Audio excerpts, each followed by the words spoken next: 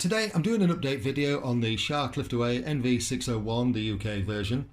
I've had this in use for 2 months, which is the equivalent of 2 years of average household usage.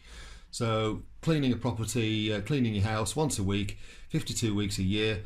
I've used this 140 times over the last 2 months. So some of those properties were slightly smaller, some of them were slightly bigger than average, so 4 or 5 bedroom properties. So what I'm saying is this has had roughly 2 years worth of use in the last 2 months.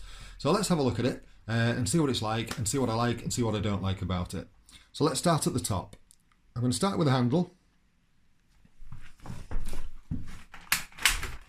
Take that out of there. Okay, the handle. Yeah, really like it. I do find that I use it more like a pistol grip when I'm using it with the tools on. I just find that it fits better in my hand and it gives me more versatility. This feels weak and too easy to move, and I just don't like the feeling of strain. I just feel as though I've got more control using it that way. The suction control is brilliant when it's stuck in the top, and it's really handy to use. If you've got too much suction in the foot plate, you can just release it, and it just works really well. I did find I got a blockage in here, which I'm going to try and show you how I cleared that with a little video off the screen somewhere, on the screen somewhere. I did find that because of the nature of this, because it's got a bend on it, it's actually hard to see in. You can't get light in, but there was a little blockage in here which is creating a hissing when it was in use. I did think it was losing air out of here, so I tested that first with some feathers, dropped some feathers around it, and there was no turbulence in the air with the feathers, so it was obviously something inside here. So yeah, a little bit of a diagnostic, and I popped a handkerchief in the end. It was a handkerchief that cleared it. It was the only thing that I could get in far enough to catch what had got caught, but it worked and it's cleared.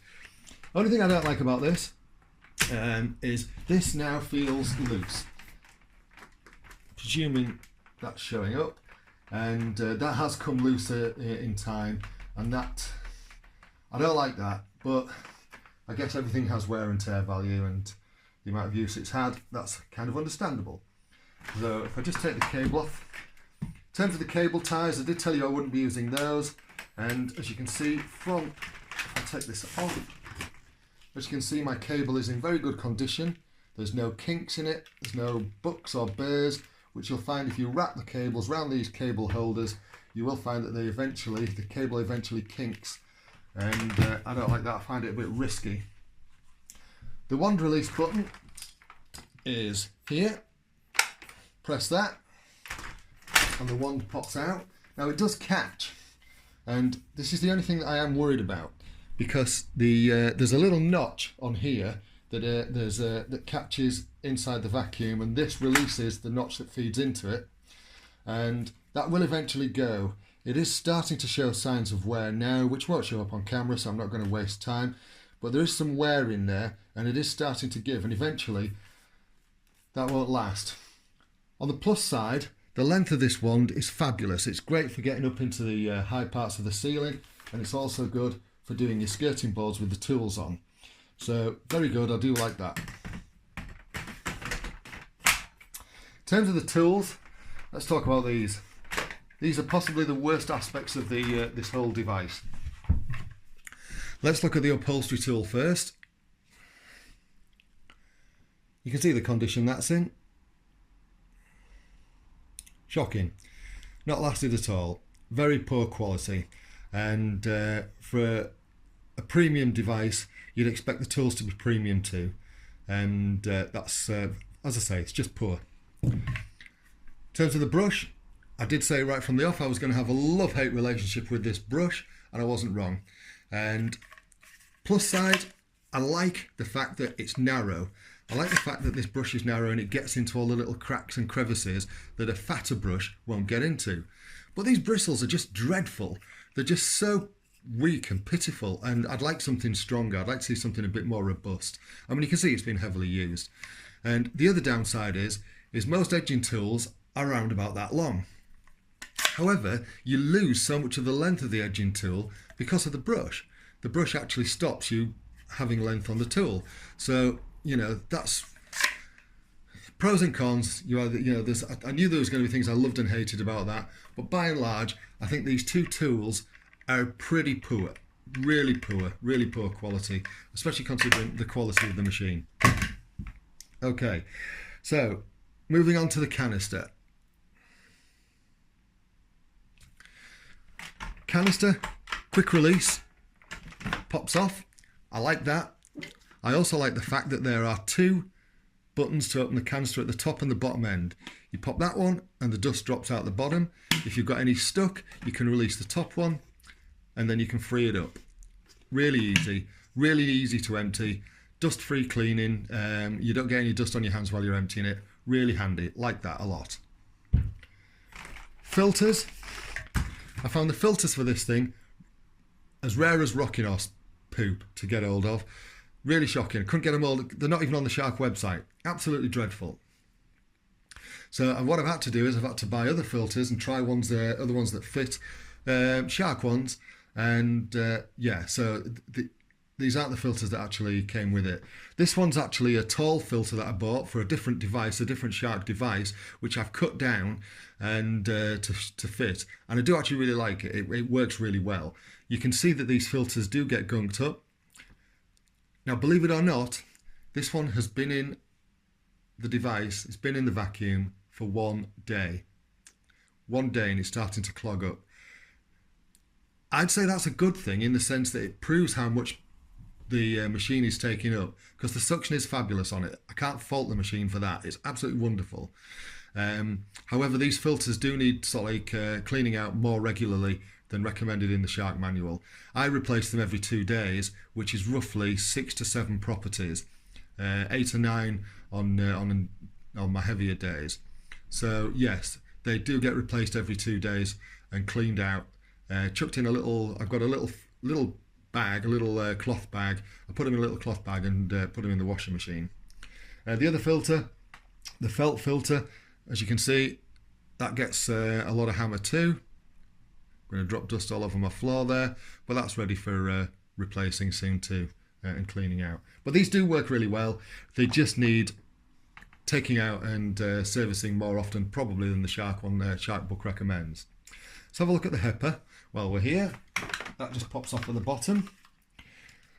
You see the little green cloth in there? I'll come to that in a second, what that's for. The HEPA, the sponge has got stuck on there. So the air flows through that way. So as you can see on that side, totally white. So nothing is getting through. So it is working really well. The HEPAs on this do work well. They're not letting any dust through into the atmosphere. It's all getting trapped there. So those work really well. And on this side, you'll find that little cloth. Right, that's my addition. On this cloth, what I do is I drop a few drops of essential oil so that as the air flows through it, it freshens the air in my customers' houses. And guess what? They all love it. They all love it. Okay, so that just goes back in there. It's actually easier to pop it on there and then drop it in.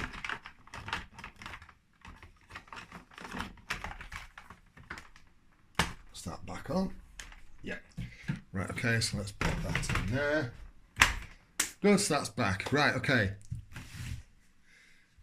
Other feature that I like, this, genius. Access to the brush roll for clearing the brush and keeping this clear. As you can see, mine's a little bit clogged at the moment, only because I used it yesterday and I haven't had a chance to clear it yet.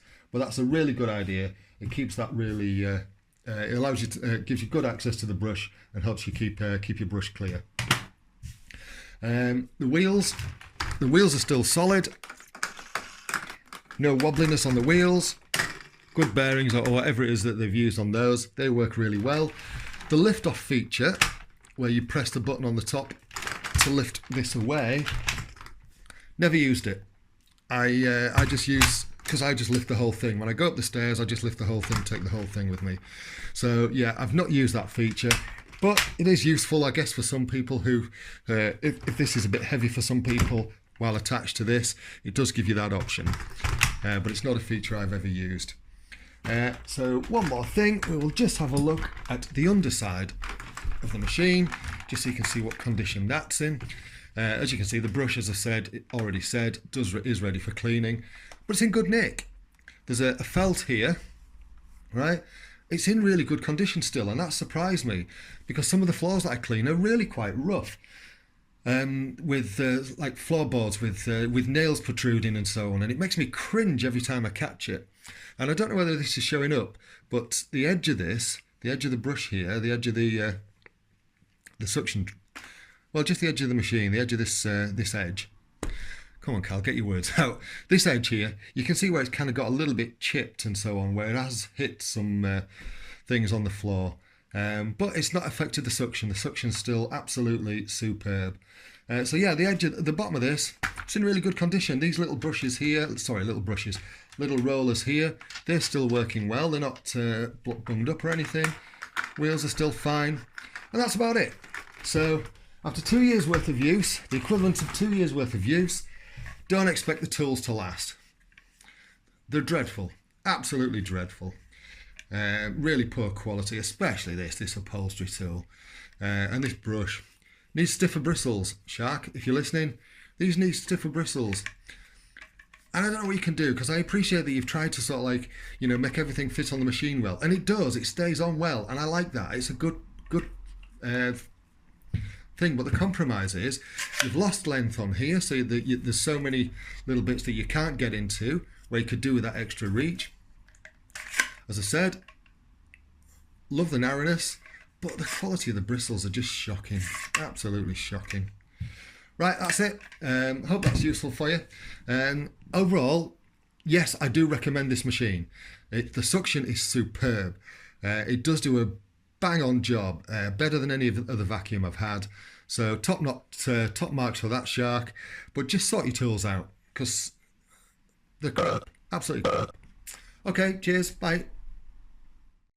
I've just realised while using this vacuum today that I forgot to mention that I do like the rotating head.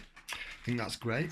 And I also like the fact that when you stand the vacuum up, I'll just show you. So tilt it back. The green light comes on to say that the brushes are working. Stand it upright and the brushes stop, which is handy for when you're doing linos. Just in case you missed that, means it won't damage the lino. The rotating brushes won't damage the lino or soft flooring while the machine stood still. Brilliant.